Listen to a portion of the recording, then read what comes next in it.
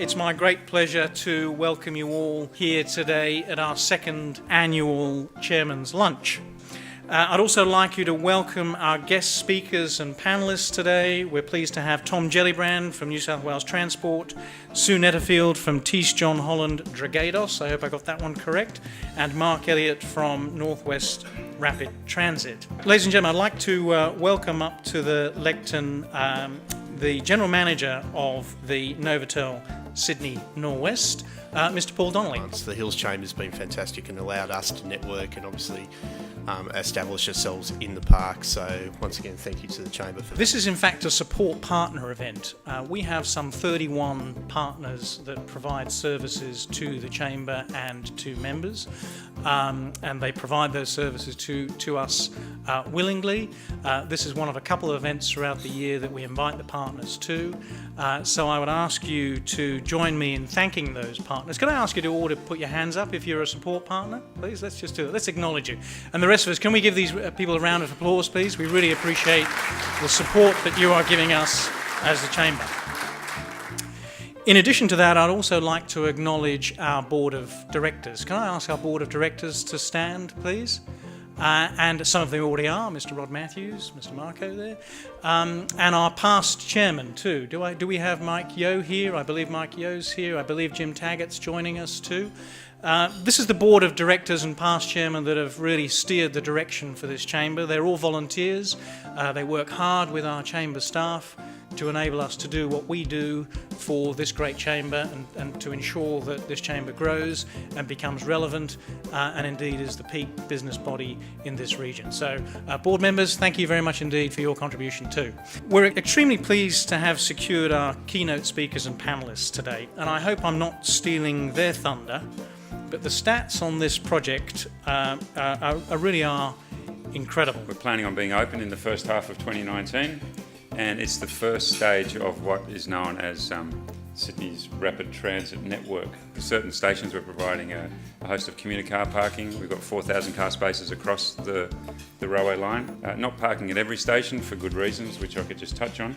But we're also providing taxi, bus interchange, cycling, kiss and ride facilities at every one of our stations. Again, a really good news story is when Emperor Giulio Cellini came on board, they said, well, we could set up our own concrete factory somewhere and build it and then pull it down and just go home again. But instead they got involved with Hanson's up at Mulgrave, and they've effectively duplicated the Hanson's concrete batching facility up there, building new sheds, putting in new infrastructure, and it's a fantastic investment for that area. That's, I think, what we're kind of really interested in is what's the direct impact in the local region. But I'd like to introduce our new two panellists. We have Sue Netterfield from Thiess John Holland Dragados. They're the tunnelling contractor. Sue is an industry leader in strategic communication and stakeholder management, specialising in consultation, media and crisis management, qualified in psychology and business, that helps. Her extensive experience is drawn from senior executive roles on numerous large-scale infrastructure projects and with high-profile companies and public sector agencies. Her role in the senior leadership team of Thiess John Holland Dragados is to champion a culture that minimises community impacts and engages internal and external stakeholders in the successful delivery of this vital project. Thank you for being here, Sue. Thank you. Mark Elliott from the CEO of the Northwest Rapid Transit. You should all grab Mark's email address, LinkedIn profile, because obviously clearly in 4 years' time, if there's a train late, we now know who directly to contact. Great. So welcome, Mark. Mark is a civil engineer and has over 30 years' experience with a wealth of knowledge in engineering, construction, mining and operations and maintenance. As CEO, as I said, Mark has overall accountability for all aspects of the Northwest Rapid Transit's project delivery and systems operation. Mark reports to the NRT's Board of Directors and responsible for managing high-level relationships with Transport New South Wales and key internal and external contractors. So thank you all for being here today. Again, thank you indeed for Tom's presentation. On the supply chain management, I just want to connect up the dots in that most of the people in this room, members of this chamber, are not terribly retail. We never have been. Retail tends to be something that happens in shopping centres. But many of them provide some wonderful services and opportunities for things that are going on now in the build-up in the next few years, and in fact right now, each of the people involved in the whole project would be requiring some services right now and are probably buying those services, not necessarily from the members of this chamber or the locals.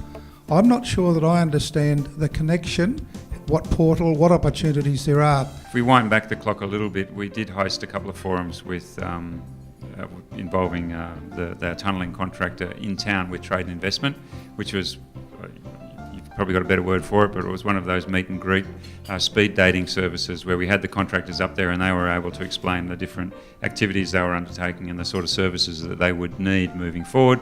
And a lot of, I think we had about 250 to 300 people at each of the two sessions that we ran, where there was an opportunity for people to get a better understanding of the activities underway, as well as get some good contacts with the major contractors. And the operations and maintenance phase for 15 years, it's about percentage participation of this part of Sydney. Through the construction phase, we've got up to a couple of thousand jobs within our organisation alone, and that takes us through to early 2019. In the plan that we saw then, there didn't seem to be any connection between Parramatta and the northwest region at all via rail.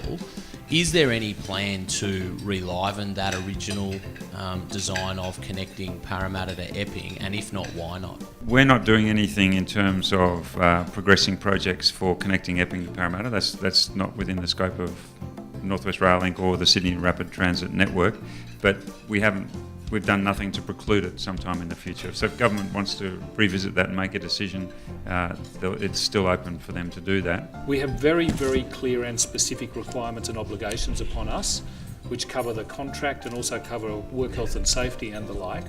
And anybody who is going to work with us will need to work within that. And the challenge for us is to match our requirements up with the local capabilities.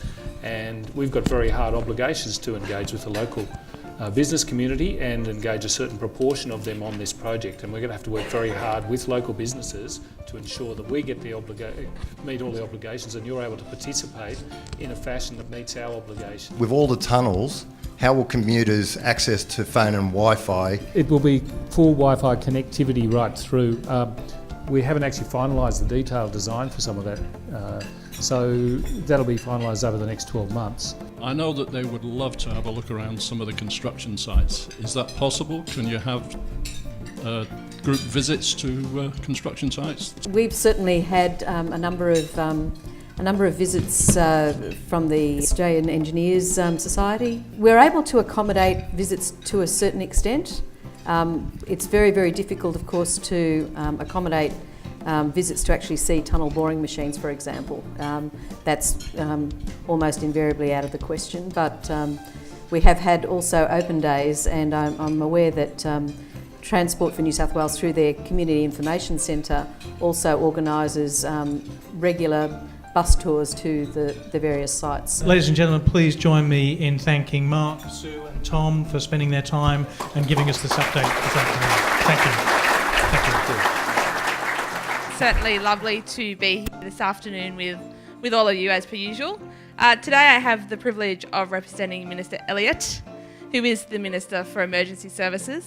And he did ring me this morning saying that unfortunately, due to his busy schedule today, for obvious reasons, Sydney Storms, he is out on the track, he's out doing conferences and all those sorts of things. But he did want to convey to you his apologies for not being here. He did think of you this morning, and I told him, don't worry, just go and do what you need to do, and I'll look after it. I want to say it is wonderful to see so many people here, and it is wonderful to get an update on the North West Rail Link, and I think you'll notice that the government, both governments, state and federal, are beginning to pay a lot of attention to Western Sydney. And you can see that with the amount of money they're putting into infrastructure right across Western Sydney, which is fantastic. The North West Rail Link, of course, is a huge change to the Hills Shire. It brings development with it, obviously. It brings changes in lifestyle, probably. It brings apartment living, and of course it brings opportunities for our businesses. Hopefully it will mean positive things for the business park itself. Right now, with the traffic problems, we are very limited in our growth. We're only 2/3 of the way full, but hopefully once the rail link is built, we'll be able to reach capacity, which will be fantastic. So thank you for being here today. Can I thank the team of the North West Rail Link? They've done an amazing job. I actually thought that once the tunnel boilers ran in the ground, the trucks started moving with dirt, I actually thought there'd be a lot of complaints from the residents. You know how many complaints I've had from residents? None. So the impact has been minimal. So thank you for your hard work. Can I thank the Business Chamber as well? Thank you to you for being so active and vibrant. You certainly are a powerhouse in the Western Sydney, and it is wonderful to be here. So well done on another fantastic event. Thank you.